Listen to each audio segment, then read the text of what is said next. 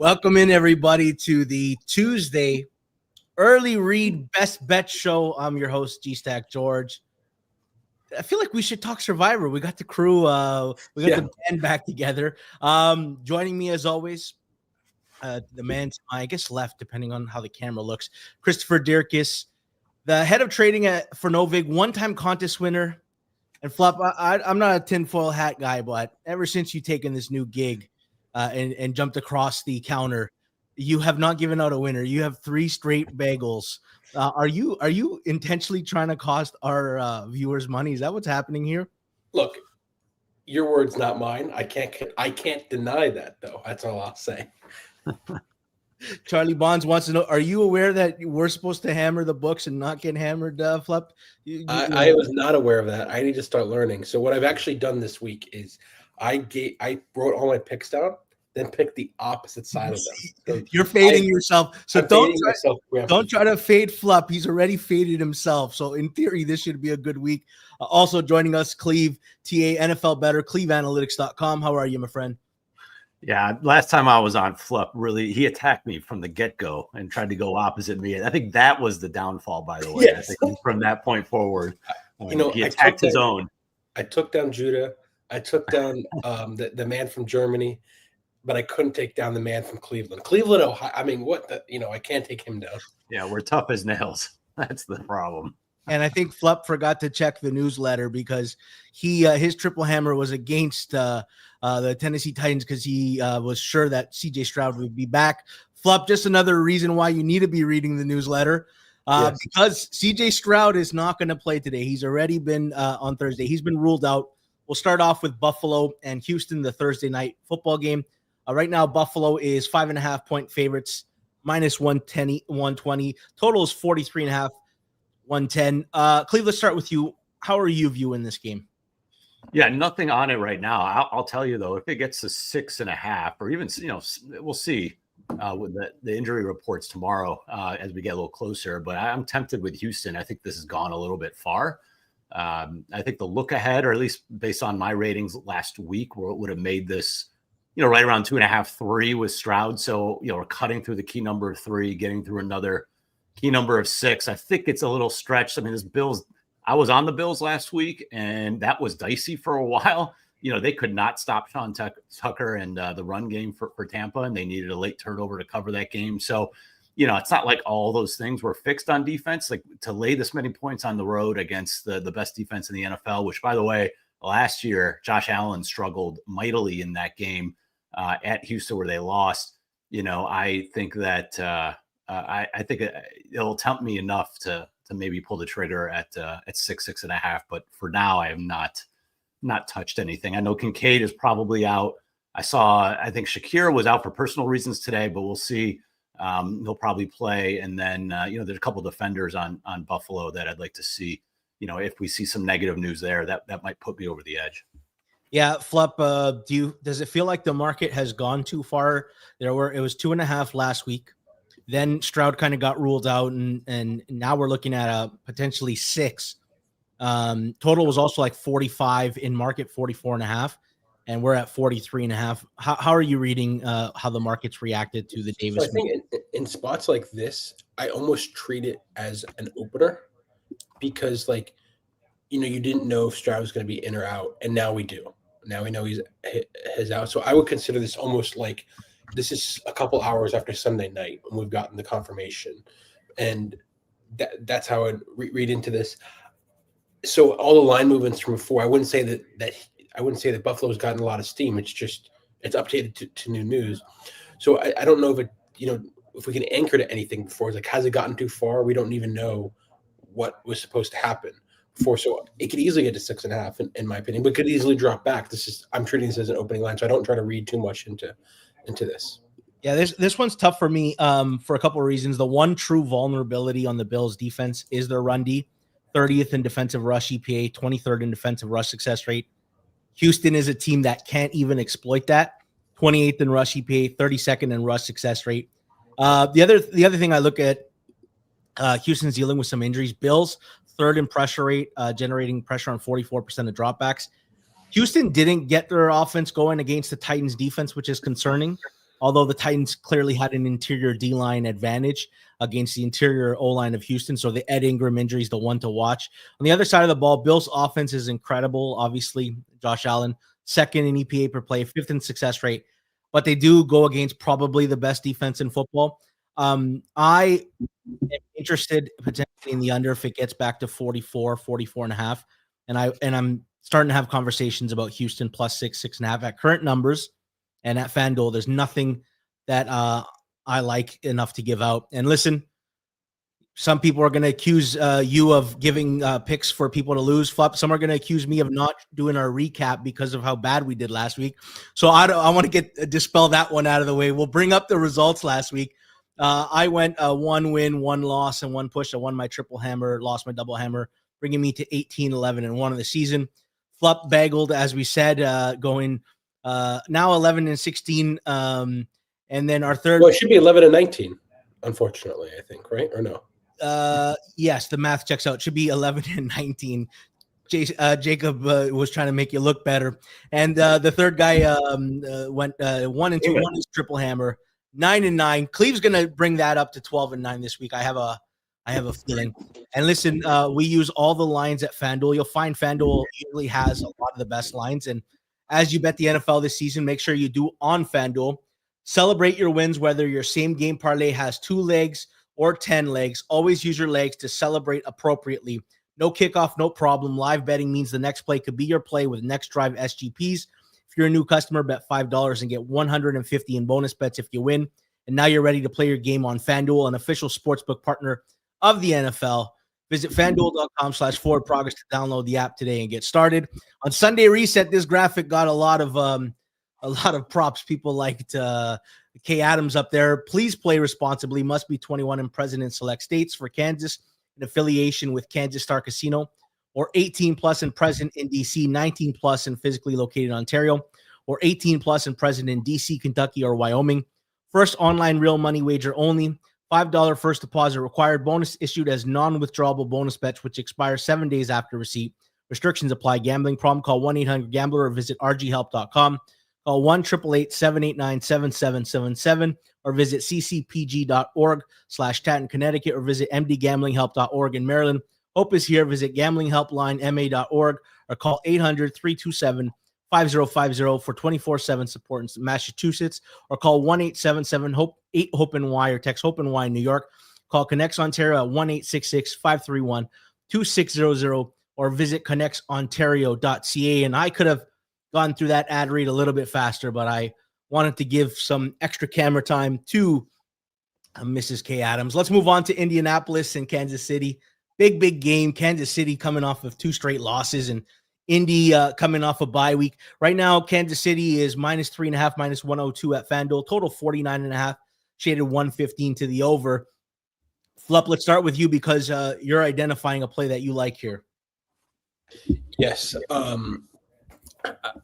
I don't think the Chiefs have – I mean, they haven't been as good as they have been in the previous years. I mean, with Rashee Rice, they looked a little bit better, but, they haven't been as good. And I really like Colts as you mentioned, Colts coming off a bye to me is pretty big, especially when you get a coach like Shane Steichen, who's very elite. And, there's a bunch of or line moves with them, with the Colts taking a bunch of money. It opened at 3.5, shaded more towards the Chiefs, but now it's taken all the Indy money, so it's gotten +3.5, -120, and I'm making that my double hammer of the week. Yeah, Cleve, Colts +3.5, -120 is Flup's double hammer. It's kind of going in between the 3 and the 3.5, and I think it'll bounce back. I think we're never getting -3, -110, or -3.5, -110. For me, Cleve, when you start off on the Indy side of the ball, The matchup everyone was going to talk about is obviously the number 1 rush EPA and success rate of the Colts versus a defense at 24th in defensive rush EPA. To me, though, I think what's more intriguing is how Daniel Jones, who's been like bombarded with pressure lately, fares against Spags, who's capable of like creative blitzes. And right now, the Chiefs generate the 7th most pressure in the league on 42% of dropbacks. The real problem I have in wanting to back Indy, and I almost made it a play, my numbers tell me I should, is how they handle Mahomes. I know the Chiefs have had 2 straight losses against the Bills and Broncos, but both those teams were significantly better at rushing the passer. Colts have been without Samson, Epugam, and Tycon Lewis depth pass rushers. I expect them to be back, but they're only 26th in generating pressure. So I'm thinking of like Mahomes sitting back in the pocket with no pressure, throwing against a pass defense that's like middle of the pack, although obviously Sauce Gardner changes that a bit, and no pass rush. And plus, Indy doesn't stop the run well. Like DeForest Buckner's out, and they're already like 19th in defensive rush EPA, 27th in defensive rush success rate. And the Chiefs have actually, they don't run a lot, but they do it quite efficiently. Like I make this game I make this game right around a field goal, but I have not been able to come to the Colts. And I'm wondering, what are your thought process on this game? Yeah, I almost took the under as one of my hammers. I didn't do it because the FanDuel number isn't as good as some of the other places you can get at 50 and a half range. But I lean that way. I think a couple of things are interesting here, just from the total perspective. I think that the KC defense is much better than what we've seen the last handful of games, and for whatever reason, they just play much better at home. I don't know if it's the crowd noise or if it's the refs handing them some favoritism. Who knows? But the last couple of years historically have been much better at home. I think they're going to bring the blitz. I think Spags is going to have a lot for Daniel Jones to handle, and he's taken 12 sacks the last 2 games. I mean, we saw against Atlanta, which is a very heavy blitz team, that he could not handle that pressure and made a ton of mistakes. So I do think if they can slow down Jonathan Taylor, I do think they have a really good shot here, at least to keep the Colts kind of under their expected team total. I do think that, you can't discount the fact that Captain Lou is the defensive coordinator here. And we know when he was with Cincinnati, he consistently had maybe the best game plan against Mahomes in his career. And he did it with a lot less talent, I think, than he has now. And he's got Sauce Gardner, obviously, in the mix. So, and they played man, by the way, over 40% of snaps in Sauce's first start against Atlanta, which was like double what they normally play. This is typically a zone-heavy defense. So I'll be curious to see if they continue that man coverage and how Mahomes attacks it. But, I do think that this, does lend itself a little bit to less points than expected. So if I had to lean one way, it would be the under. But I'm going to lay off it for now. All right. Flup's got it as his double hammer. And I'm shocked. Like the most talked about game in the comments is Las Vegas and Cleveland. So we are definitely going to be talking about that eventually. One of us has a play in that game. Let's move on to New England at Cincinnati. New England is 7.5 minus 118 at FanDuel. Totals 49.5, 110. I'll start off because I do have a play on this game. For me, I am looking towards the Patriots. This is the worst defense in football, the Bengals, 32nd in defensive EPA, 32nd in defensive success rate. They have a cluster on their edge now with Trey Hendrickson and Cam Sample, and obviously they lost Shamar Stewart to the IR last week. Cam Taylor-Britt out for the year. New England has found their run game offensively. It's very hard to see how, since he gets stops here against an offense that is 7th in offensive EPA per play. I mentioned New England has found their run game. You might look at their season-long metrics and see 27th in rush EPA. The last 2 weeks with Travion, though, 6th in rush EPA. He adds an explosive element that they've been missing. Obviously, they're playing a bottom 2 run defense in Cincy. And to make it worse, the games in which Drake may have struggled a little are games where he eats a lot of sacks and is under pressure. He gets to play a bottom 4 pass rush who could be without 3 of their best pass rushers. Not that Cam Sample and Shamar Stewart are fantastic. It just shows you the lack of depth they truly have. The fact that Trey Hendrickson is doubtful and likely not going to play. On the other side of the ball, obviously the big storyline is Jamar Chase's suspension and how it hurts them. And that's true, but there's even more reasons to be concerned about their offense. Joe Flacco looked like he was laboring in pain last week. The Bengals have surprisingly been a very good run team, 2nd in rush EPA, 8th in rush success rate.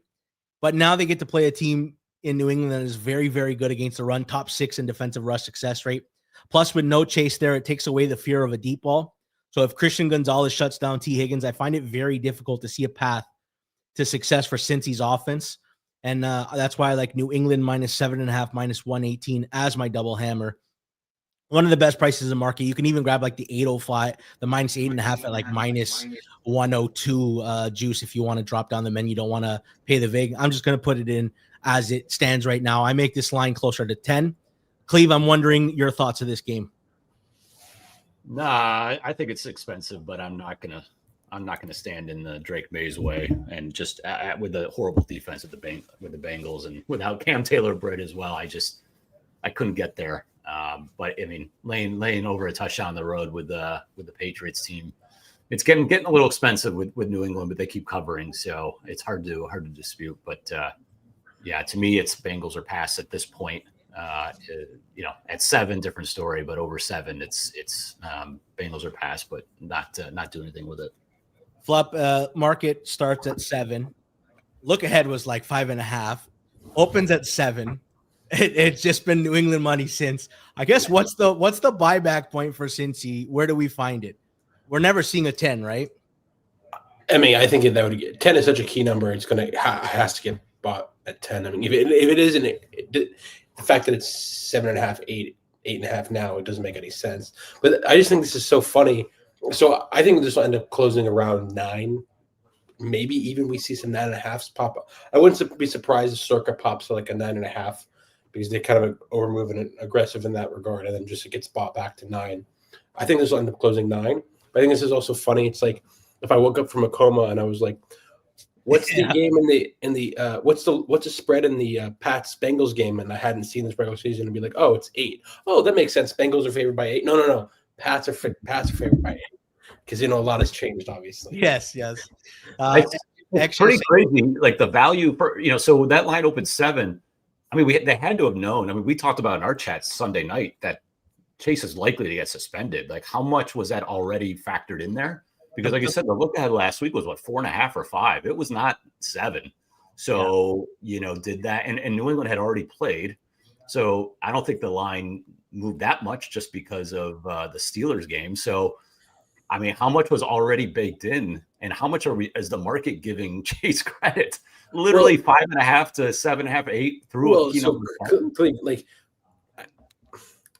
we can't. I mean, you can't really trust the look ahead line that much. It's not that efficient of a line. No, I understand that, but it's a data point in terms of what the market and Flip, it was based on New England. It was based on New England having played on Thursday, so we saw that like the only data point we didn't have was the Cincy one.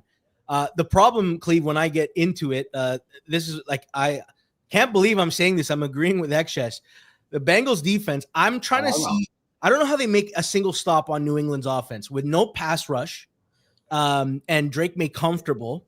I don't know where they find their stops, and now New England can run the ball. So I come back to if New England's going to boat race them and get 35, can Cincy generate offense without Jamar Chase when their run game gets taken away theoretically by New England's defense? And from a matchup perspective, like just too many like red flags here for Cincy here.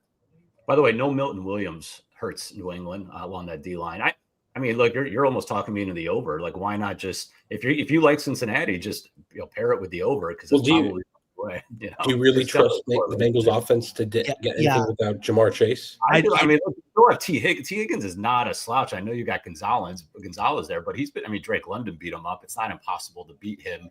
You can move the ball in this Patriots team. This isn't the 85 Bears. Like this is still, they've allowed one of the highest explosive pass rates in the NFL. Like you can move the ball. The Jets move the ball on them. I don't think it's impossible. You still got, you still have Chase Brown. You could dump the ball off. You got Noah Fant. You've got Isavas. I'm not saying like this is a great offense, but I think maybe the value of Jamar Chase might be a little bit too rich here. But what do you think? I guess I'm curious. What do you think Jamar is worth? Not every point's worth the same, right? So of course. Say 2 points, but is it 2 points through? I mean, it's not definitely 2 points. Yeah, 2 points through 7. Number of 7, but I don't know. I mean, Cleve, call it 1.5 to 2 points. Yeah, that's fair. I think Yeah. We also got definitive proof that Trey Hendrickson was going to be out.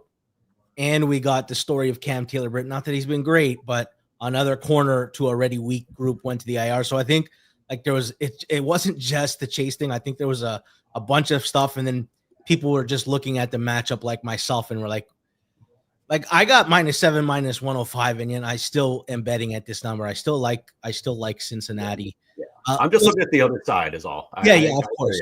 I mean, there's always two sides to every bet at this point. I just think at some point there's a little bit it gets a little rich, I guess, is the only thing that I mean, you're laying over a touchdown with a young New England team that is not used to being in this spot. I mean, they shouldn't. I mean, I was on New England against the Jets.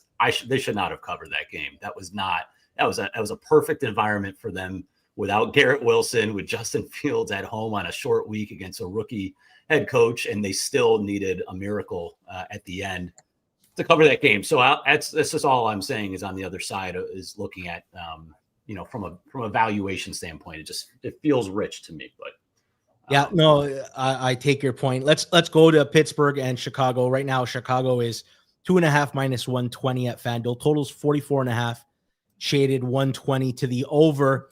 Cleve, we'll start with you because you've actually got to play here. And the storyline is Aaron Rodgers and the fact that he didn't need surgery today, but the earliest we'll see him on the field is Friday for practice. My evaluation is it doesn't bode well that he's going to play, but it's not fully ruled out. We got pretty good news on Jaylen Warren, though. It looks like there's a really good chance that he is going to play, but you're seeing something you like here.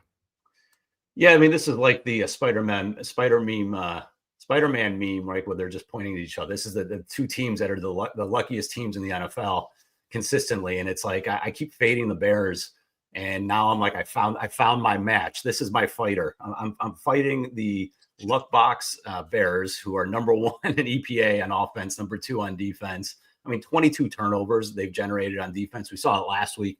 Like, it's not just the defensive turnovers. They had a great interception in the end zone off of McCarthy that saved them. And then also it was just the fact that they're getting all the bounces. I mean, inside their own 15-yard line, the Minnesota blows up a run play, ball's fumbled down. Like, I mean, there's 3 Vikings sitting right there and they could not fall on top of it. It gets kicked out and Rome Odunze jumps on it. Instead of, potentially the Vikings going in, I think they were going to go up 10-0 if they would have scored there. The Bears get the ball back and drive back down the field. Like, this is, they're getting so lucky. And so, I cannot pass up, fading them as favorites. We just saw them. They were 3.5, 4 points at home against a Giants team. And they should have lost that game. Obviously we were all on the Bears for Survivor. And I just think that even with Mason Rudolph, I actually think Mason Rudolph is barely a drop off at this point from Aaron Rodgers.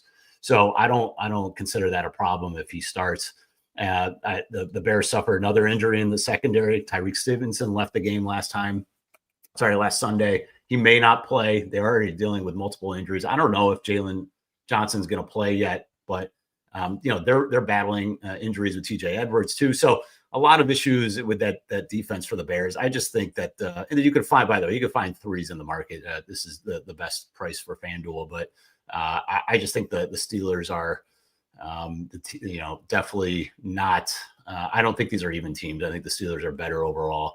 Highsmith might play too. That's he missed last week. He's expected to practice, so we'll see. He may not, but I just don't believe in this Bears team, and especially to cover by any margin at all versus anybody. If they're going to try and get lucky, then try and get lucky on Tomlin and the voodoo. We'll see, but I'll take the Steelers here.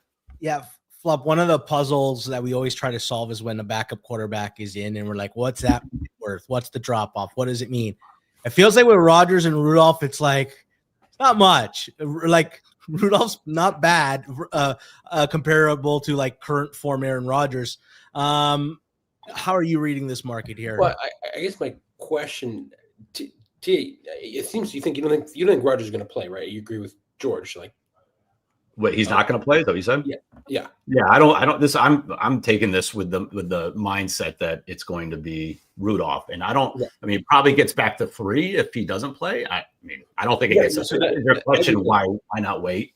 Right. Yeah, that was my question. Was going to be. I kind of think that in a spot like this, while I think you unfortunately, might be right that like Rudolph is probably not that much of a downgrade, or maybe even you can argue an upgrade to Rodgers at this late stage in his career. But I don't think the market will react that way. I think they will absolutely think that Rudolph is a downgrade. And when it's confirmed that he's out, I suspect this will go to a flat 3.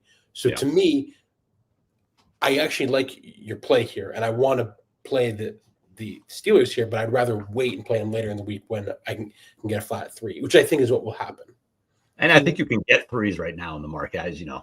FanDuel, unfortunately, is not getting me the best price, but is what it is. I'm okay. Like, I think Pittsburgh wins the game outright. So, and I do think you know, these lower scoring games that, you know, we do see that there is some value there, you know, even at the 2.5. So I hear you. Trust me. I get it. I thought that, you know, it felt like it was essentially all but a foregone conclusion that he was not going to play as of yesterday. Right. So the number was 3. It was a flat 3. So I thought that was essentially baking in that he was not going to play. So yeah, I don't think it gets a 3.5 at any point if he's officially out. So yeah, I mean, you know, I don't know, and I don't think the market. I mean, I think that yeah, because I think a week ago it would have been, you know, essentially a pick 'em or maybe Bears -1. So they're not really valuing the drop off that much here. So you know, you could have summed this up really simply.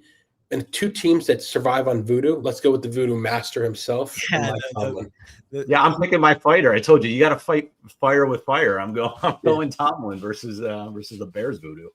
2 notes though. When we got the news that Rodgers didn't need surgery and there was a chance, the market reacted a little bit towards there. So I do think, to Fluff's point, I think it may resurface at 3 once we get the confirmation. Two notes for me I had was Chicago, very good run game, 8th in rush EPA. Pittsburgh is a very bad run defense, and I don't know that people know that or perceive that. 28th in defensive rush EPA, but the real point is the luck, the voodoo, right? So Chicago, number 1 in the league in generating takeaways, 22 of them. Pittsburgh's number 2 in generating takeaways. And then keeping the ball and not turning the ball over. Pittsburgh's top 10 in keeping the ball, and Chicago's 2nd in fewest giveaways. It might come down to Chicago's run game and creativity if we factor turnovers out, but I've got nothing on that game, and I lean towards Pittsburgh. Let's move on to the Jets and Baltimore. Right now, it's 13.5 -110 for Baltimore. Totals 44.5, shaded 114 to the over. Flup, we'll start with you. You can't help yourself. As a true homer, whenever the Jets become bettable, you absolutely bet them. I like my team. I just think that the Ravens are kind of in a state of disarray. They barely beat a very, very shitty Browns team. And the Jets are awful. They're a dumpster fire. But we've already gained his team a little bit done with the news that, you know, Tyrod would be playing. And I think this might reinvigorate the team. And 13.5 is a lot. It's a lot. I just don't think the Jets are this bad comparatively to the Ravens. That's really what it boils down to. Yeah, TA, for me, the Ravens haven't looked right since Lamar's return. They didn't look great against Miami, got the cover in the second half. They didn't look great against Minnesota, got the cover in the second half.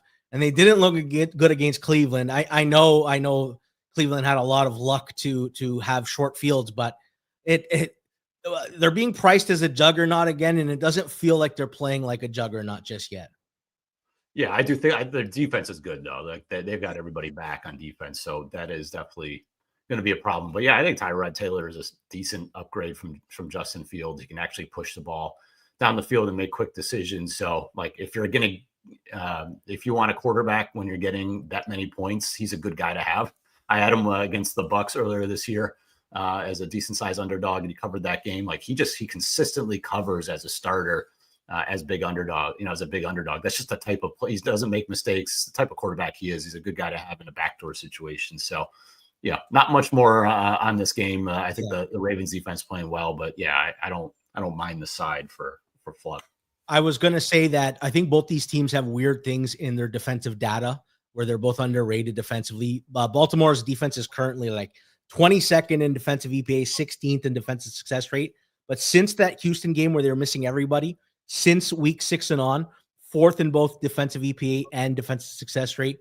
Jets also have this weird thing because they've only generated 1 turnover this year. The next closest team has generated 6 turnovers. So only 1 defensive takeaway. They're 26th in defensive EPA, 7th in defensive success rate. There's such a disparity because they haven't taken the ball away. I actually like the under 44.5 as opposed to the Jets in case that the Jets struggle to move the ball in Baltimore. But I'm kind of in the same line of thinking.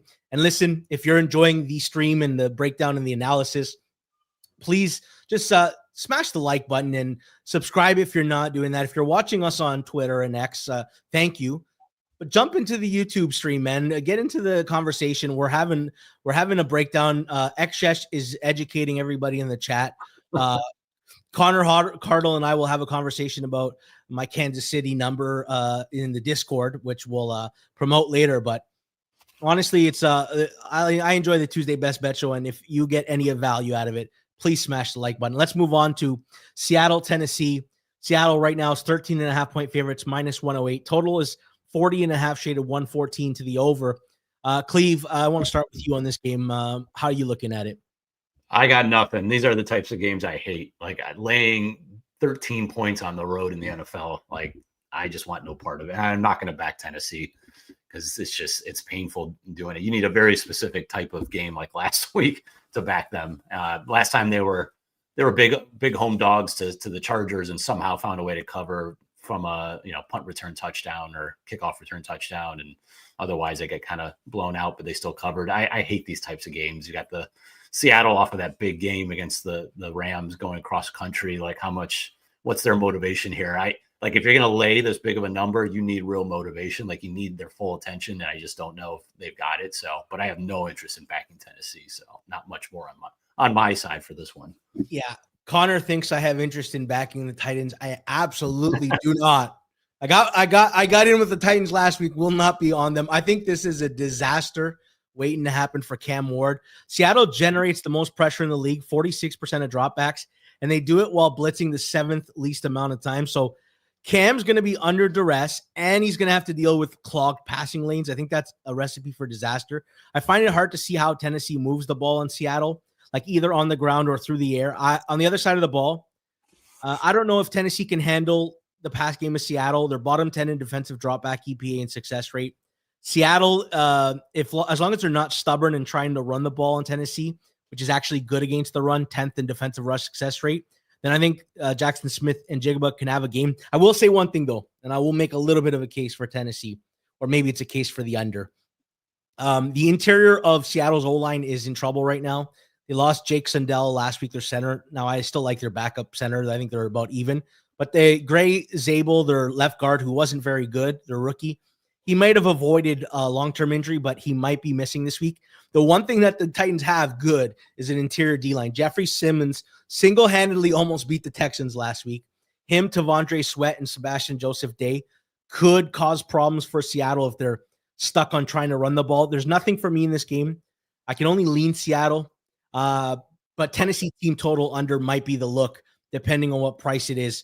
Fluff, the market kind of opened higher. It's been bet under. It's moved towards Seattle, and it doesn't feel like there's much room to go more to go here. I don't know that people will be interested in Tennessee, and like Cleve said, how far out are you going to bet Seattle when we don't know what their motivation for this team is? I think T's spot on here. It's like two teams that have changed. Well, Titans haven't changed that much. They came into the year projected as probably the worst or second worst team, depending on how you view the Saints. And, Cam Ward has just been underwhelming, and their team has been worse than probably expected. And the Seahawks have obviously massively outperformed expectations. Really hard to put a number on a game like this, especially on the road. And it's like, could this get up to 14.5? Like, if you told me this line was 14.5, I'd say, oh, that kind of makes sense. And if you said this is like 11.5, I would say, oh, it kind of makes sense. So I'm not sharp enough to really take a stance here and make a number on this game. So I just have to sit this one out. There's not a real good vibe. And I think that's what kind of TA was echoing. And unfortunately, he's right. I wish you could have a spot here. I would lean towards Seattle just because they've been steamed. And I think this is more likely to go to 14 just based on my read of the market. But I've been wrong before. And by the way, we should mention no Calvin Ridley. He's out for the year now. So like, the real weapon. But by the way, real quick, just because I'm just looking at their game log and I've got my numbers up, like look at the defenses the Titans had to face this year. It's actually insane. I mean, between Houston twice, Denver, now Seattle. They also played the Rams, the Chargers. Like it's just insane the schedule that they've had to face. Like every week, it feels like Cam Ward's going to face like tons of pressure. He's faced literally every great pass rush in the NFL this year. So poor Cam Ward. All right, let's move on to this game. I almost, for the fourth week in a row, bet against the Giants with a hammer, but I had some resistance. It's a big number. Giants at the Detroit Lions right now. Detroit's -10.5, -112 at FanDuel. Totals 49.5, shaded 115 to the over. We don't know yet about Jackson Dart. He's the question mark about will he play or will he not play. And then we still have some defensive stuff for the Giants. Kayvon Thibodeau, Paulson Adebo. And then all the corners for Detroit. Maybe Terry and Arnold might be back. DJ Reed and might be coming back from the IR. That being said, Clive, you like a play here. You're identifying something. Yeah, I've got my do I have my triple hammer on this one? Yeah, I got my triple hammer on over 49.5. I just, historically speaking, this is the type of spot where Goff and the Lions just explode. Just a bad defense at home. I mean, historically, if you look at ever since Detroit has been good, they've, consistently, destroyed these types of teams. And, the Giants are no different. Just one of the worst defenses in the NFL. They're dead last in most rush metrics. I mean, they've allowed the most explosive runs in the NFL, which is a bad sign against Gibbs and company. And and then, like I said, Thibodeau didn't play last week. He was a DMP every day of practice. So I don't think he's going to play. The secondary is a mess. Adebo didn't play last week either. So I think the Lions are essentially going to be able to name their number, especially off of a bad game on offense. I think, with Campbell, they're going to want to send a message. It's kind of how they usually play it. And then I think I want Jameis as my starter here from a total perspective. Not to say that Dart, I mean, if Dart's a starter, that's fine. I just don't love a guy off of a concussion, and he's probably going to run less. So that takes away a little bit of his kind of superpower from that perspective. But, to me, once the Giants are down early, which they likely are, you're just going to see Jameis just chucking it up and down the field that he usually does. I mean, he had 20 points last week on at home in that tough wind conditions against a good Packers defense. Like, he put up a good number. That's what he does. Even with the Browns last year, like no other quarterback that has started for the Browns can get past 17 points, but he did it almost every start with the same talent. So like, that's just what he does. He's just, he pushes the ball down the field, which is great for an over. Obviously, you either get a big play, you get a turnover, or you get an incompletion and stops the clock. So, he's not a guy who's going to check down. He's going to really push the ball down the field. So I do think with those injuries still in the Lions secondary, maybe they don't push them back. They don't get them back right away, and they take their time in this game. I do think it's conducive for an over. I mean, you look back, by the way, when the Lions have faced any EPA defense that's 17th or worse, so just bottom half, not even bad, just bottom half. When they're at home, like the total goes over, almost 75% of the time, and it's by 10 points per game. Like they create these environments where it's just, they get ahead and the other team has to catch up, and it just creates a ton of points. And so, I like the over here, and I think this could be, you could look at some alts into the 60s too, if you really want to go nuts here. Connor said Dart practiced last week while in protocol. Connor, he was at the practice field. He was working to the side. He was dancing, but he wasn't practicing. Tomorrow will be very, very important to watch. Flup, I'll ask you about the market in a second. I just wanted to give some thoughts on the game. Right now, I think like Detroit's run game hasn't been going well this year, but obviously this is the get right spot. Giants are dead last in defensive rush EPA. On the other side of the ball, Detroit, like, I don't think their defense is being properly discussed in context. Second in pressure generated on 44% of dropbacks, sixth in defensive EPA, fourth in defensive success rate. The only pathway I see for the Giants is through the run game. And if Detroit's missing their secondary, I'm waiting on the Dart news. I think if Dart gets ruled in, and if I can get a 9.5, 10, I will take that on Detroit. And if Dart's ruled out, I think I might still grab some Detroit 11.5. I'm waiting. Flup, I'm curious what you think the market's going to do based on Dart or Jameis. is this an in between, or is this baking a Jameis line with a chance that Dart could move this line lower? Oh, you're muted, Flup. That's a tough one because I'm looking at it now. I mean, it opened at 10.5 a penny. Hasn't really moved much. At FanDuel, it was an expensive 9.5, got up to 10.5.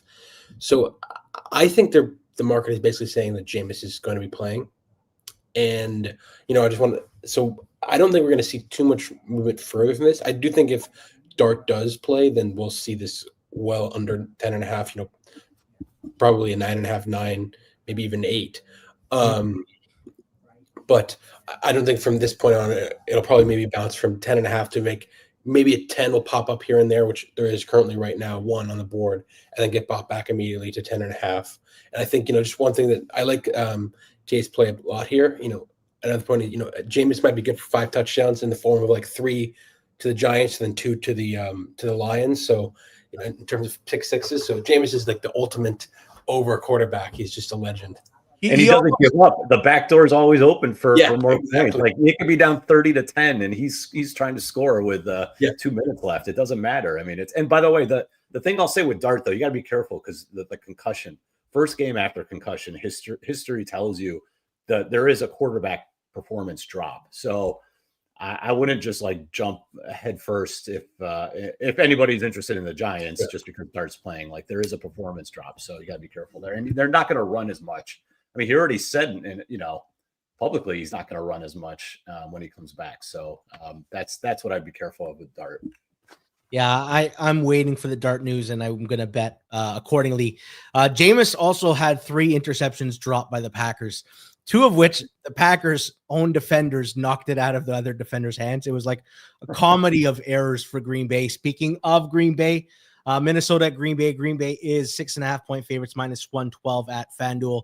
Totals 41.5, shaded 115 to the under. Clive, we'll start with you here. What do you think about this game, and how are you sizing it up? I mean, it's just 2 teams I can't figure out. I mean, I have no idea. This Packers team just continually cannot. They just don't look impressive. I mean, Jacobs may not play. And so I just have I don't know. I don't love how the Packers are playing. It seems like the Tucker Kraft injury is really affecting them. And then on the other side of the ball, JJ McCarthy is just horrendous. As the first time I backed him all year last week against the Bears, and just the number of throws he misses, it's just incredible. His mechanics are way off. He had that wrap on his hand. Who knows if that was affecting his throws? But the guy has no touch at all. I mean, there would be 3-yard crossing routes, and he is gunning it as hard as he can to the guys. It's just I don't understand what's going on. And let's be honest, he wasn't very good at Michigan. So a lot of what the value when he was drafted was game manager. He's a captain. He's a leader. He'll make smart. He's kind of like the Alex Smith profile, and he just has not been that guy. He didn't run at all last week, and his mobility is part of his value. So I'm not sure what's going on there, and I don't know. I just cannot back Minnesota at anything under a touchdown here, but I don't trust Green Bay to win by margin either. So this is a no play for me. Yeah. Cleve, one thing is obviously the Josh Jacobs stuff. We await and see. This Vikings offense is really, really bad. It starts with JJ McCarthy, obviously, but 28th in EPA per play, 20th in success rate. And it feels like it's a powder cake ready to blow up. Justin Jefferson's clearly frustrated. And I feel he's one more awful game away from really causing a huge problem. If let's work on the premise that they will have some success, though. It's going to be because they're running the ball, 7th in rush success rate. On the other side of the ball, the question is, how does Green Bay look without Jacobs? Will they run the ball effectively? If not, how does Green Bay deal with the blitz that's we all know is coming? Minnesota 5th in pressure rate, generating pressure on 43% of dropbacks. They blitz the most in the league on 44% of dropbacks. Jordan Love against the blitz this year, 62% completion percentage, 772 passing yards on 95 attempts, 8.1 yards per attempt. So that's higher than his normal number. 0.46 EPA per attempt, higher than his normal number. 9 touchdowns, 1 INT, all better numbers than when he's not blitzed. Still, I can't get a read on this game. They're two teams that have caused so much uncertainty. And I wonder if this is the Judah special flup, where you might bet some Minnesota money line or some Green Bay alts, because I don't know. Like, I have no confidence in this number. I don't know how the market could have confidence in this number. Everything about this feels weird. I considered the under, but I wish I would have had 42 to bet the under there. Flip, your thoughts on this game?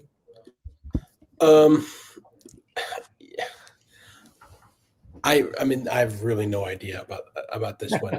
There's like no market movement really at all. It's been a flat 6.5. Unfortunately, I think again, TA is pretty spot on here. It's like it's 7. You're like, okay, sure, but like under 7, you're like, you don't want to back Minnesota, but you don't want to bet. Or sorry, you don't want to bet Packers, but you don't want to back Minnesota. Also, does Josh Jacobs even matter that much? I mean, like, I know, but it's like, what is he worth? Like, no, is he even worth a half point? Like, no, he's not. In fact, I think Emmanuel Wilson has more burst than him, like potential for bigger rushes. I just mean, at some point you're down Jaden Reed, you're down Tucker Kraft, you're down Josh Jacobs. Nothing on Green Bay weapon wise is scary. Yeah, but if this was like your third string receiver as well, sure, it's another receiver that's a cluster injury. That makes sense. But Josh Jacobs, you got a bunch of running backs, and they're all relatively the same value. Like, who cares? Like, I will say one thing though. You mentioned just real quick, Georgia loves numbers versus the blitz. Yeah, got to be careful because you know who his best target is against the blitz. It's Tucker Kraft. Yeah, Tucker Kraft is fifth in the NFL in EPA versus the blitz when targeted. There's nobody else on Green Bay inside the top 60. He is he was his blanket for sure. I forgot to add, Clive, that half of those numbers came that Tucker Kraft 200-yard game against Pittsburgh. He matters. Jacobs may not matter that much, but he definitely matters. Yeah, I agree. Let's listen. Big injuries to consider in the next game. The one that everybody wants to talk about, the Cleveland and Las Vegas stinker. Before we get into that, though, if you want to read about injuries, we do a really good job with our newsletter 3 times a week, Mondays, Wednesdays, and Fridays. On Mondays, you get injury reports, takeaways from Suuma, early leans, plus NHL thoughts from Moretto. Wednesdays, you get the first practice report from every team. BetStamp gives out EV props and much more. And Friday, of course, Kirk's Hammer. You can subscribe now at thehammer.bet and never miss a newsletter. You can join in the Discord. We post them all there. So no excuse to miss our newsletter and not know what's going on in the injury department. All right, Cleveland and Las Vegas. We have finally arrived to the game of the week. Las Vegas -3.5, -102. Total is 36.5, shaded 118 to the under. The injuries obviously is Dylan Gabriel, and that likely means it's a Shedeur Sanders start.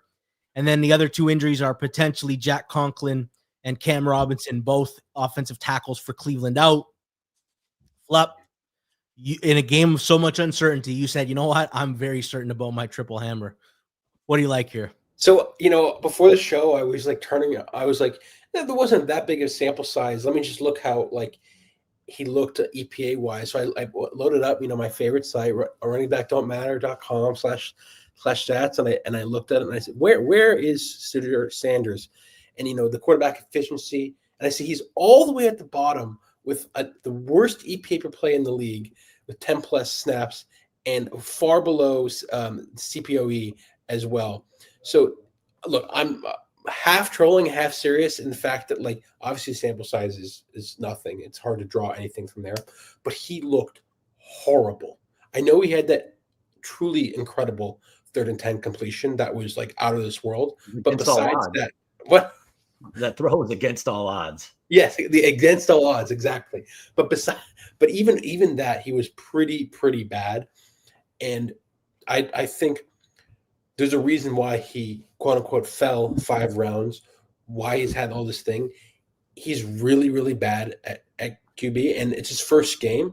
Sure, he maybe will get better, and maybe he turns into I've seen the chat. Maybe he turns into a franchise quarterback down the line. But I think he is abysmal in this first game, and I want to back the Raiders. Yeah, I don't think the Raiders are that good. I wish I was playing like a team like the Vikings, where Flores would absolutely demolish him, but I don't trust Shedeur to do anything. I would take either the Raiders here or the under. All so, right. oh yeah, in my triple hammer as it was posted is Las Vegas -3.5, and I do know less ball than ChatGPT. I would definitely admit that, though. Great. That's a great one. Honestly, the comments in this game were all, we are betting Shedeur 3.5, which I don't think we are. If you're betting him, you're betting on Cleveland's defense. How about this for a same game parlay? Shedeur under 100 pass yards, Browns defensive touchdown, Browns money line parlay. I like that a lot. Yeah, it feels like one of those games. Cleve, I'm giving you the honor of going second in this game. You've probably heard it all football season on Cleveland Talk Radio, but it must be outrageous these last 2 days. How are you breaking down this game? I mean, it's an absolute mess. I mean, there's a reason why he was not getting first team reps. He was behind Dylan Gabriel. There's a reason why he dropped. Like all the things that you've seen so far, and this includes, by the way, preseason. Like his first preseason start against Carolina, like he was half bad. Like he was fine. He made some good throws. Again, it was against the backups for Carolina, but then his second game was against the Rams, who they went across country in a preseason game, didn't even bring their first or second team to the stadium. They brought their third and fourth stringers. I don't know if anybody's in the NFL right now. And that was the worst performance I've ever seen in any preseason, regular season game. The guy took 5 sacks in a quarter. It was insane. It was so bad they had to bench him for Tyler Huntley for the last drive of a preseason game. And then we saw the same exact thing happen again when he went up against the Ravens on Sunday. He's taken between those two games, he's taken 7 sacks in essentially, less than a full game of action. And half of that was against, third and fourth stringers. So but the problem is that's what he's done his whole career at Colorado. Like that's what he was in college. That was the main reason why he dropped, because he tries to make plays. He just stands in the pocket. He doesn't make any quick throws ever. If you give him a clean pocket, like he's an accurate thrower, like he'll make some good throws. And you saw a couple of them on the last drive. So, if for whatever reason, if the Raiders don't blitz him on every drop back, which I'm surprised they wouldn't, then sure, he'll make the occasional throw, but I don't know what it is about him, but he just refuses to throw the ball on time. His time to throw was the highest in the NFL last week. It's always, in preseason, it was the highest in the NFL. Like he just holds onto the ball, and that's just a recipe for disaster. I wish they were not playing Geno Smith and this offensive line. We saw yesterday, Quinton Williams destroyed this O-line. They were missing multiple starters. Powers Johnson was out. Like it's a brutal O-line. And so that's the only thing keeping me off of the Raiders here is that, Myles Garrett could have 4 sacks by himself. Like they're going to destroy the Raiders line. And I know that people will say, well, why not just take the under? Like, I think there's going to be multiple turnovers. There's going to be short fields all over the place. And, you're indoors. There's going to be a lot of field goal attempts. Like there could be a lot of fluky scores here, which would scare me off of such a low total. Because that to me, like I said, otherwise would be a potential. But I'm going to be really interested just to see what happens in this game because, I think he's atrocious. So, but yeah, if it was any other team, maybe except for Tennessee, the Raiders might be the only other team that I wouldn't want to. I'm not, falling in love with backing here. I'm just thankful this is not the Thursday night football game because I've had a brutal stretch of those games. You know what? Why don't we just bet no touchdown score? Let's just see some extreme alts here because this game feels very ugly. We've gotten to under money in the last this afternoon. It was at 37s. Those have all been taken out. I love the comments. Comments are great. This is the game, man. Cleveland and Las Vegas. All right. I hate talking about Arizona. It's very hard to have a handicap when you don't know how many of their players are going to be in the infirmary again. Jacksonville at Arizona right now. Jacksonville -2.5, -112. Totals 47.5, shade of 115 to the under. My only note before I kick it off to you guys is too many injuries to parse through. Brian Thomas Jr., still not sure if he's going to be back. I know he was limited last week, but he's not explosive yet. Anton Harrison, the right tackle, didn't play last week. Trayvon Walker left the game, Jordan Lewis, Greg Newsome. And then on the other side of the ball, obviously Marvin Harrison with the getting his appendix taken out. Jonah Williams, their right tackle. Baron Browning, their safety. Bunch of corners. Clive, do you want to talk about, like, do you have an angle on this game, or is it still too early? If that gets a 3, I'll be really interested in Arizona for sure. Jacksonville was laying 2.5 at the Raiders just 2 or 3 weeks ago. Like, this Arizona is, I know they're dealing with injuries. They're not nearly as bad as the Raiders. So, and they couldn't, Jacksonville couldn't cover that game. So, to me, I think that I'm waiting for a 3 here. I think Arizona is they got unlucky a little bit last week with a couple turnovers, kickoff return to start the game. And, the San Francisco's offense, they can punish you if you're, once the ball's rolling. So, I thought it was pretty interesting how Jacoby Brissett moved the ball. Set an NFL record with completions. I know the San Francisco defense is pretty weak, but, the Jacksonville secondary isn't much better. And as someone who was on Jacksonville last week, I didn't expect that. I just thought that was a bad matchup for the Chargers, but I do think that this might be a little bit of an overreaction on both sides of the ball. So I want to see what the injury report looks like for the Cardinals. They might get back, one of their corners. I know that Baron Browning was dealing with a concussion last week, so he could be back. I think, Jonah Williams could be back. So, I want to see what it looks like, but I would definitely lean Arizona or nothing. Yeah. There's 2 defensive matchups here that I think there's you can expose. Jacksonville runs the ball quite well, 3rd in both rush EPA and success rate. Arizona doesn't stop the run right now, 25th in defensive rush success rate. On the other side of the ball, if Harrison's back, if Jonah Williams is back, you can throw on Jacksonville, 25th in defensive dropback success rate. It feels, though, Flup, like they're pricing this market like they had San Fran last week. Remember, 2.5s early in the week. Once we got that confirmation of everybody being out for Arizona, market went to 3 and then 3.5. It feels like the market's waiting for some injury clarity before they decide which way to move. Yeah, maybe. But I think what's interesting is, Jags have been taking, I know last week I paid attention because I bet Jags near post last week versus the Chargers. They took some late money, and I think they've been taking, someone likes them in the market. So, to your point, TA, what you said earlier about them being a different team, or comparing them rather to laying 2.5 of the Raiders, I don't think it's a fair comparison, because I think someone likes the Jags a lot as of recently and is continuing to bet them. And again, also, the Cardinals have been bet against as well. So I think the Jaguars have been upgraded a little bit, and maybe the Cardinals have been downgraded a little bit. Sure, they're still better than the Raiders, but that would be kind of my main point. And I think, based on the way this market is going, we're going to see a 3 here shortly, an even 3, and that's what I think it'll end up closing at. Even with regardless of the injuries. All right, let's move on to Atlanta, New Orleans. I guess the war has started in the comments about Atlanta. Right now, New Orleans is 1.5 point favorites, -110. Totals 39.5, shaded 115 to the under. Cleve, you have a double hammer in this game, so we'll let you lead off. Yeah, a double hammer on the Saints +1.5. I took them. -1.5. I have them 1.5 personally yesterday, but it's fine. Anything under the 3, even as a favorite, which sounds crazy, is fine. This is really just a fade on the Falcons. It's one thing to lose Michael Penix. Kirk Cousins might be bottom 5 quarterback right now.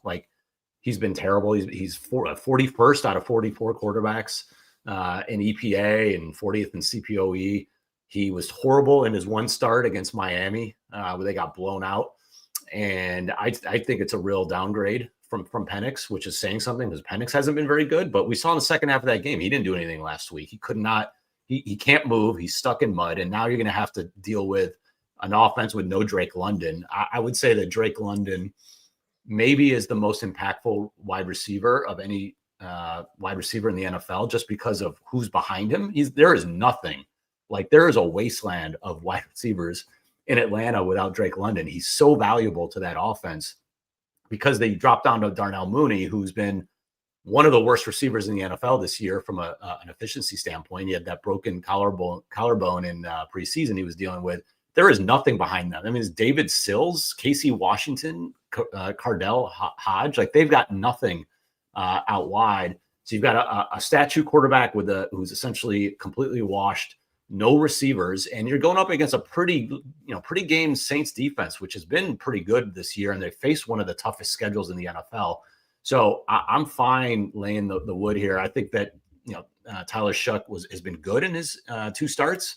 If you look at even just subjective grades like PFF, I mean, he's grading in the 70s. Obviously went into Carolina, won that game. Can push the ball down the field. Is almost 10 yards from a ADOT perspective. So he's not dinking and dunking, and that's why Spencer Rattler got benched, because he wasn't taking the shots down the field. So I just think that without the London and without Penix, like this turns into a pretty bad offense pretty quick. You could just stack the box and slow down Bijan Robinson, just like we saw Miami do a couple weeks ago when London and Kirk Cousins and Michael Penix were out. So, I think that the Saints here are the right side. All right, Clive, here's my problem, and I take all your points. I will say this though, I think now we're giving a lot of certainty to Tyler Shuck. When the last time he started, nobody wanted anything to do with him. Carolina went out to like 5.5-point favorites. I think Carolina is 30th in generating pressure. So obviously he's a lot more comfortable, is able to take those deep shots. Atlanta's 10th in generating pressure. Do it on 41% of dropbacks. I think he might have a bigger problem. And obviously we'll talk about Atlanta giving up, 400 yards to Bryce Young. They're without Mike Hughes and D. Alford in the secondary. Not that they're great, but it's still a cluster. Leonard Floyd, Zach Harrison weren't playing. For me, if New Orleans can't run the ball, which even though everybody runs on Atlanta, I don't think Kamara has any juice left. It's all on Shuck to throw for success against a good pass rush. I'm not sure that he holds up well. Obviously, I'm watching on the other side of the ball. Talais Fuaga for the Saints, if he misses against this Atlanta pass rush, it could be a problem. The other thing is, I think Atlanta's defense got exposed because they're so focused on trying to stop Dowdle, who's a legit run threat. I don't think that they have that problem with Kamara. They don't have to be loading up boxes and trying to take away the run. On the other side of the ball, obviously Atlanta's going to try to run as much as they can, 12th in rush success rate, but they're playing like the Saints, who are 7th in defensive rush EPA. I'm going to be honest. If I see a 2.5, I might want to come back on Atlanta. And the only reason is, Cleve, is sometimes I hate when the market prices things as a certainty when we just do not have enough data points. They did it when Carolina was a big favorite against New Orleans, and that was based off one Tyler Shuck start, and now we've gone around the bend and back now on the fact that Shuck has 2 starts. Flop. I don't want to ask you what's so funny. I want to ask you what the comments. I got limited at Robinhood. I do sports. That is so good. I'm sorry. That just set me off. XS is on fire today. XS was loading up on GameStop. That's why. Can I rebut some of your pushback? Yeah, yes, absolutely. So he faced the Rams, much better pass rush, and he was actually pretty good on the road. So again, limited sample, but you mentioned the Carolina game without mentioning the Rams game. He faced maybe the best pass rush in the NFL outside of Houston. So he's faced a pretty good pass rush, and he held up pretty well. Only pressure 28% of the time. So did pretty good job there. Different story here at home against the Falcons. I will say the one thing with the Falcons defense too. So they went from a game in Berlin in overtime where they're on the field for almost 80 plays, went back home. One of the reasons I took Carolina last week was because I just thought that they're a tired team. They were, overseas, no bye, and you had to come off of overtime playing nearly 80 plays. We saw what happened in the second half of that game. Like, I thought the defense wore down. I mean, you don't allow Bryce Young almost 500 yards by accident. So I thought we saw some of that. And so now you've got another game where you went overtime, almost 80 plays on the field again. Those are two of the I think top 10 most plays that defense has been on the field all year in a game. And it's happened back-to-back weeks, one of them being overseas. So like, I think this is a really tired defense, and, it's anecdotal, but I just think it's reality. This is a team that probably has, their motivation is cracked. They went from, maybe making the playoffs. If they had a run here, they lose a heartbreaker to the Colts. They come home, they lose another heartbreaker. Now their quarterback and their top receiver are gone. Like, that's a tough one. You got to go on the road to the Saints. Like, it just feels like the stuff you can't really quantify is more on the Saints side. So I'll just say the pushback is, Shuck did have to face a pretty good pass rush already with the Rams, and he played it pretty well. And now he's got a really tired defense at home, a little bit better situation. So yeah, it's like, I'm not expecting Shuck to throw for 400 yards and score 30 points. I just don't think they have to. I don't think Atlanta can get to 17, 20 points. Like, I think they're going to have problems scoring. Like, Kirk Cousins is cooked. Like, that is a fact. If you want to talk about knowns and unknowns, what has he done? I mean, it's been like 8 straight games that he's been terrible dating back to last year. And he doesn't have his best weapon at receiver. Like, how do they move the ball through the air? Like, I don't see a path at all for Atlanta to move the ball. Like, who's he throwing to? So anyway, I just don't think that Shuck needs to do all that much to cover this game. Yeah. Will be interesting to watch. Let's move on to Dallas and Philly. Right now, Philadelphia is 3.5-point favorites, minus 102 at FanDuel. Totals 47.5, shade 115 to the over. If you guys don't mind, I'm going to lead off because it is my triple hammer. I'll be taking the Dallas Cowboys plus 3.5, minus 120. I was off market with Dallas last week, and I still believe it didn't close right. It was 4.5 for Philadelphia before the Monday Nighter played out. I thought that was wrong. I make this game under a field goal, if I'm being completely honest. So I'm significantly higher on Dallas, and let me break down why. I think the Philadelphia offense just isn't good. Even against a Detroit secondary that was decimated, they couldn't get anything consistent going. It's tough for me to get a feel how they perform against a Dallas defense that has been bad, but I think is going to be improving with the new talent there. The Eagles are 18th in rush success rate in EPA, and I can see them trying to move the ball against a Dallas run D that's 32nd in defensive rush success rate, although I don't think they play at that level. Quinnen Williams is there, Logan Wilson, Demarion Overshawn's back, Malik Hooker. Dallas defense also generates pressure, 11th in the league in generating pressures on 41% of dropbacks, which is key because the Eagles will be without Lane Johnson and potentially Cam Jurgens.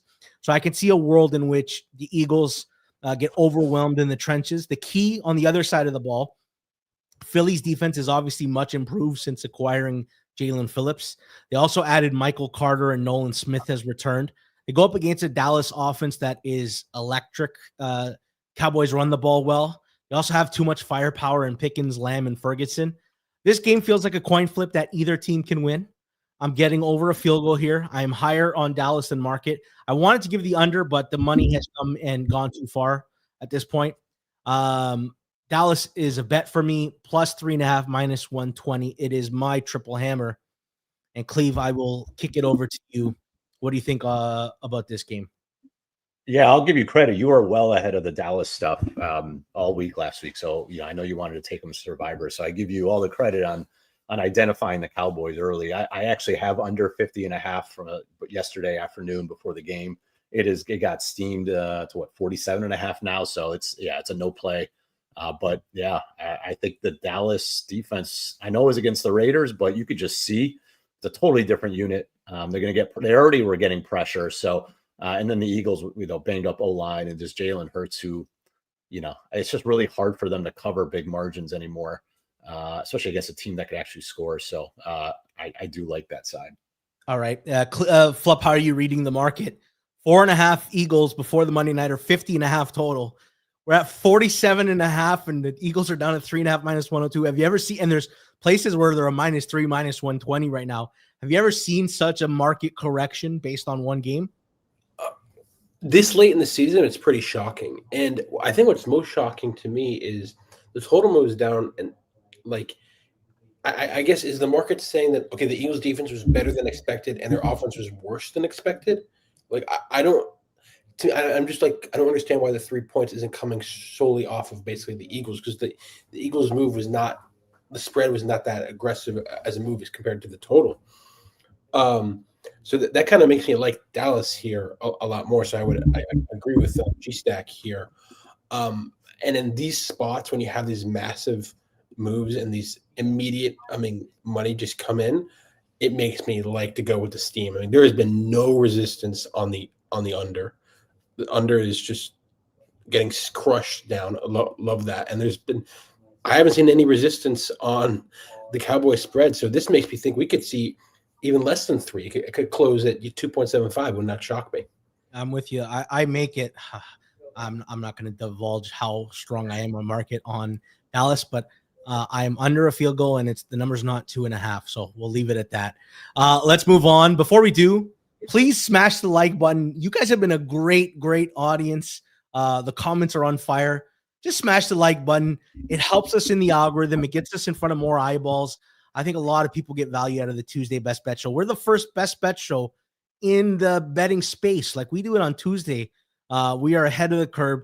And also, listen, if you enjoy football and you live and breathe this stuff, join our Discord. Over 1,200 members right now.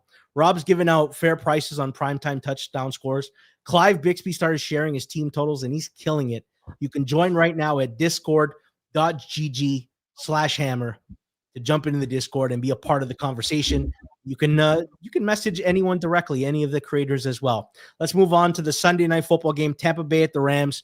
Right now, Rams are 6.5 minus 120. Totals 49.5 minus 110. I'll lead off with you, Cleve. Any thoughts on this game? No, nothing. No opinion for me. I thought that I was on Buffalo last week against Tampa, so it's interesting. These are essentially the same number. So, rating Rams probably equal to, or maybe you give Buffalo a little more home field, so maybe a slight edge to the Rams from an overall rating perspective. So I think this number's fine. Tampa was feisty last week. Baker actually ran the ball. He scrambled. So I do think they can keep it close. Stafford usually cooks the blitz. So if Bowles brings it a lot, then I think that, he can dice them up. But I think this number's right. For me, not much in terms of the game.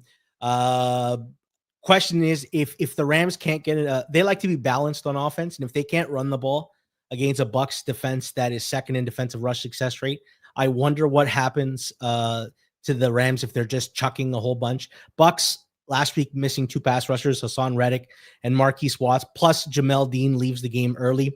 But I wanted to ask you, Flup, it feels like the Baker love and Tampa love is over, my friend. Buffalo got all the money last week.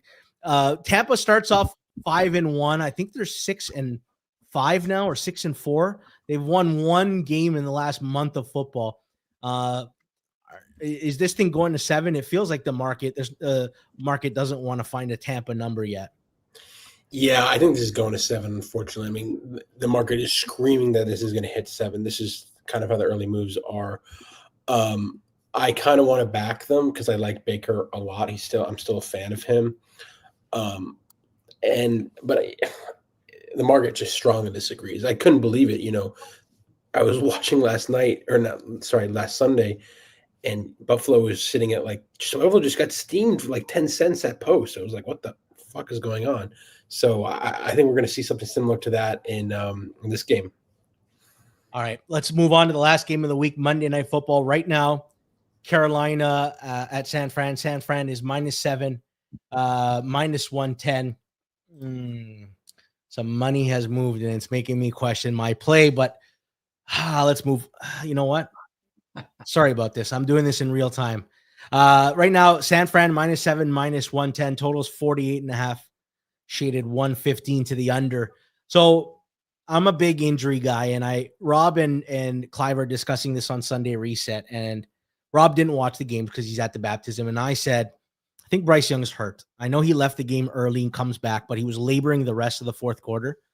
This is what I'm doing on Sunday on Twitter. I pull up a video of Bryce walking to the presser, and he's limping, and he gets to the podium he needs it to quickly hold himself up. Doesn't have a boot on. So now it's like, what kind of ankle injury is this?